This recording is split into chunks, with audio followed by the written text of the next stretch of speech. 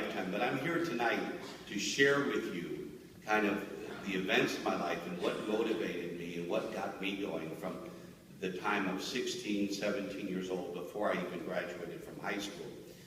In 1966, I was invited by my best friend to go visit El Paso, Texas, to go visit a polo farm. I knew nothing about polo, and my best friend kept talking about it, and I said, "You're going to have to show me the sport." Well, he did, and I fell in love with this sport. So I asked his father, who had played polo all of his life, I said, "How do you get to play polo? I want to be a polo player." And he looked at me because I had been parking cars at the Mai Tai in Fort Lauderdale, sleeping most of the time through high school, not like you guys. I've been to your classes, and you guys are involved. And I'm very proud of what I saw at Oxbridge. But so when I went out there and I said, "So how do I get to play polo?" He says, "Well, son, you need a lot of money." A lot of money. And I said, "Okay, well," and I was optimistic, like everyone here, all this graduating class, you have a leap of faith. The leap of faith you gave to Oxbridge to say, "Educate me." You're the first class to go all the way through, and you gave them the confidence to do a great job with you. And I'm so proud of Oxbridge stepping forward, but you all stepping forward. So congratulations to every one of you for having that leap of faith. So getting back to my story, when I asked Mr. Healy, I said, "Well, so tell me, how do I get a lot of money?" He said, "Well, there are three ways." And he said, "The first way is you can marry somebody with a lot of money, you know, and a polo family, whatever." And I said, "Well, what would that be like?" And he said, "That's the tough way." And I said, "All right, let's get to number two. Number two is you've got to go to Wharton or Harvard, and you've got to get a great degree, and you've got to become the CEO of a big law firm, and you just got to be great, you know, running a big firm." I was a C student at Fort Lauderdale High, and I just said, "I don't think that one's happening." You know, I'm parking cars till 2 o'clock in the morning, and school hasn't ignited yet for me. So I said, "What's the third one?" And he said, "Well, the third one is you got to bring something to the marketplace." And I said, what do you mean by that?" He said, "Well, I'll give you an example. George D. Mistral in 1948 was out hunting with one of his dogs in Lausanne, Switzerland. And when he came back, his dog was filled with sand spurs. And he couldn't believe how these sand spurs were so difficult to pull off. So what he did as a watchmaker, he duplicated what these sand spurs did. And he duplicated that as a watchmaker would in plastic. And with the coils and how they hung tight together and the overlapping hooks, he really understood that detail. That later became known as the zipperless zipper and became known as Velcro. So my first advice is to find your Velcro moment. My Velcro moment was the bloomin' onion. I saw that bloomin' onion, and I dreamed of that, and I said, I need something to bring to the marketplace. And I noticed in America, in the early 80s, the emergence of bold flavor with black and red fish from Paul Prudhomme in New Orleans, and how he cooked for President Reagan at the Economic Summit in Williamsburg, and how the explosion of flavor was taking off. You know, the spices and seasonings, and how that was working, and how that was captivating the American palate. And I said, that's what I need to do. I need to bring bold flavor into casual dining. I had worked for Norman Brinkert, Steak and Ale, and I said, this food is bland. I know I can bring this. So I developed the bloomin' onion, saw it in a Japanese cookbook of how they make their vegetables into flours. Then I added the seasonings, 17 different spices. And every year, I've been married 7 years with my beautiful wife. Every year I tell her one spice. So I know I got 10 years left. I'm in for 10 for solid. And so those 17 spices, along with the 37 different ingredients in the sauce. And I know everyone, and that we are approaching $1 billion in the sales of just bloomin' onions. And the price of the onion hasn't changed in 25 years. And the other thing, it's never been able to be duplicated. So that was my Velcro moment. So for those that want to follow that path of bringing something to the marketplace. Start looking for the Velcro moment, that thing that's around you that the marketplace needs. Look at Mark Zuckerberg. When he couldn't get a date, was afraid to go up to a girl and ask her if she's in a relationship. Boom, Facebook. Are you involved in a relationship? You know, that one question that no man wants to ask. Finally, he got it out of women before he could go up and introduce himself. So boom, Facebook. Other people that found their Velcro moment. When Cassius Clay, the boxer, he was a boxer. He was against all odds. He renamed himself Muhammad Ali, the praise to the highest. He changed and reinvented himself from what he called a slave name into a precious, sacred, and he changed from boxer to athlete. I'm not a boxer. I'm the greatest athlete in the world. And he lit the World's Fair torch in 1984 in Atlanta. So here's a boxer that never would have been, but it was his self-creation of his image. And you're in control of your image to change. General Eisenhower, after World War II, ran for president. He had a horrible name, a German, tough name. Nobody wanted to hear anything in German after World War II. Eisenhower, horrible name. What did he do? He changed his name. His slogan was, I like Ike.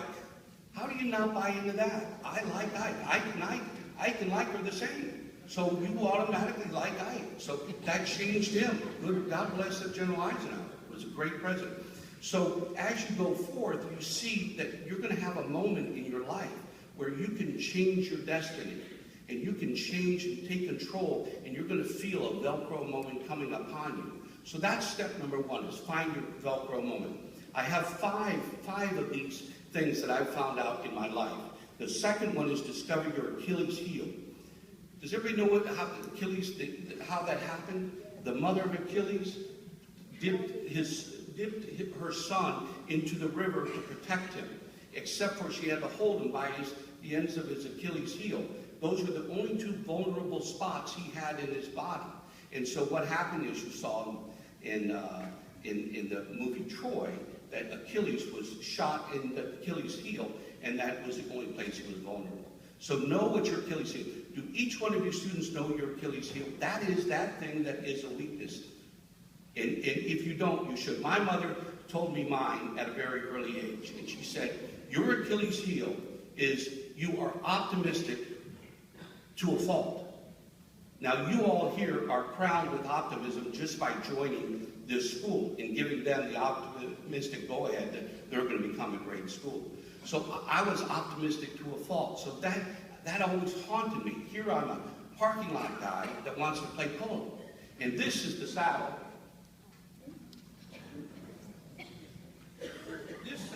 This saddle here was given to me at 16 by that gentleman's father. He said, take this saddle. You will win many polo championships with this saddle. I kept this saddle in my bedroom, nothing to put it on, no horses, because I was broke most of my life.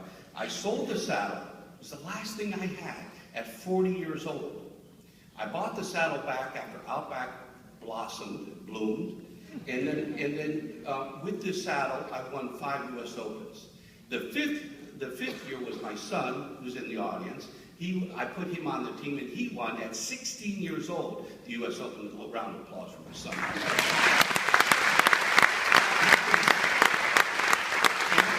Do you have any students going to Florida State University?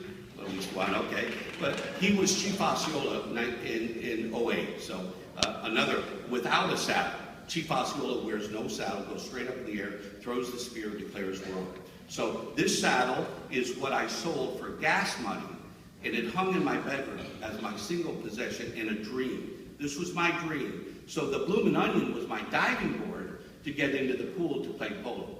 I didn't really want to be in the restaurant business, but it's the only option I had. So I took it, and I really ran with it. Now there's Outbacks in 28 countries, and we sell 17 million Bloomin' Onions a year. So here's the saddle. You all get to rub it on your way through. I'm going to put it right up here, and it will bring you luck as it brought me luck. So here.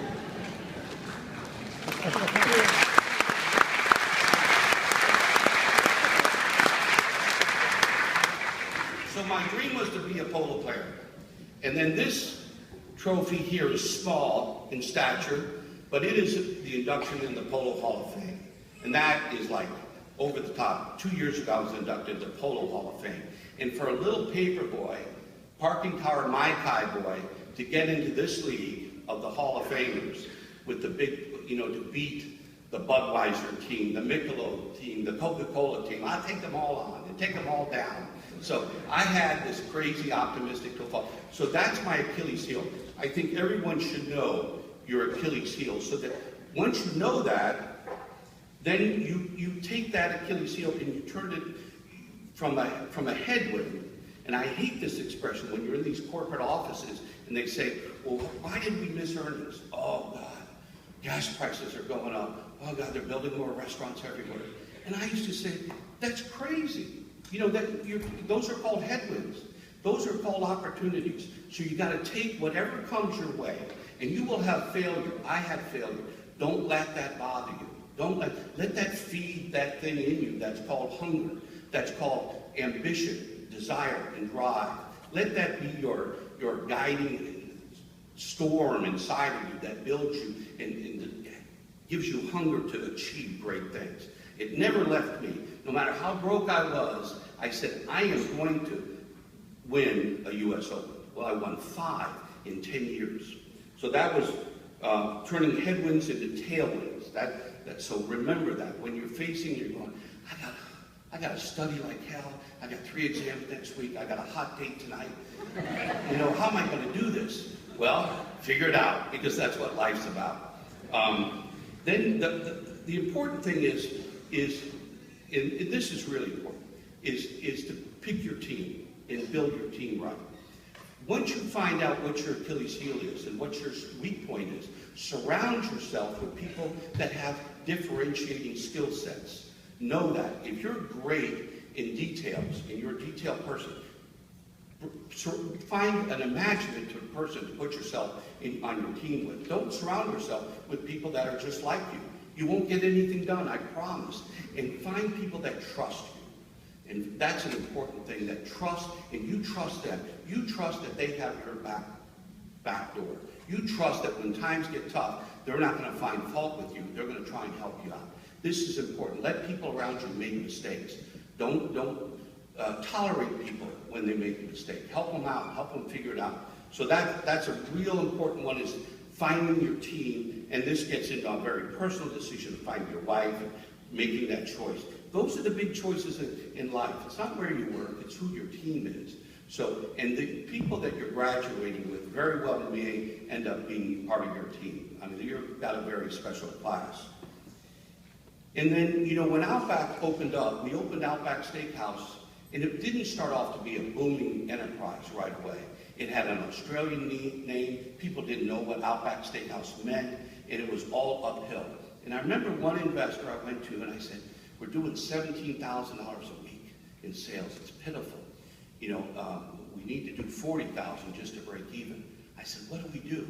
And he gave me an expression, I'll never forget it. He said, do whatever it takes. And I said, well, I don't know what that is. He says, you will know. You will know when it comes. And then when we found out that we had great food, that it was just a marketing issue that we needed to let people know. So at 6 o'clock in the morning, I went out into DJs outside radio stations cooking bloomin' onions outside in the dark corridor in the middle of the morning. So in bringing them in there, saying, you're out there cooking at 6 o'clock in the morning. This guy is crazy. So, but you've got to be able to do whatever it takes. Work the long hours. Show up early. And you talk to anybody that has been hugely successful, they don't mind the idea of work. Work, and that's when people say, find your passion. Well, find your passion, but be ready to work for that passion.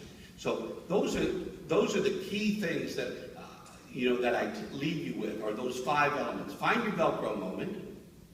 Discover your Achilles heel. Find out what your negative thing about you is like, where you need help, where to protect yourself. That's very important. Turn your headwinds into tailwinds. Look back at all the people that had tough parts of their life and how they overcame that. Read books about those people.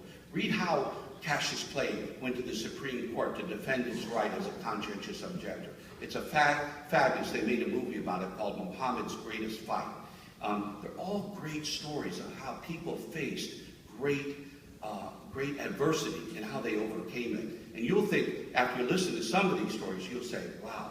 I mean, I listened to Dr. Ben Carson, whose mother was a family of 22 in her family, and listening to how his rise to where he is. He's the doctor that separated the two children tied at the head, the Siamese twins, in 22-hour operation. Brilliant guy. And then build your team and do whatever it takes. And I also, in case you didn't write this down, I have a card for everybody that has my name on it, and I promise to mentor, answer any questions as you go through, and if you need any inspiration at a low time, there's my email and my phone number on this. Also, this card, and there's only 49 of them made, goes to each one of you. With this card, you can go to PDQ once a week for a year and get lunch on me.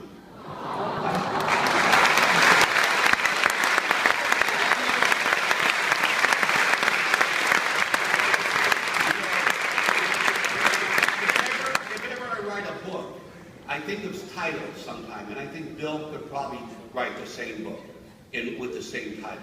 Don't forget to send the elevator back down. So here's to y'all. Remember the elevator, and it's coming down for you. So congratulations. Have a great college career.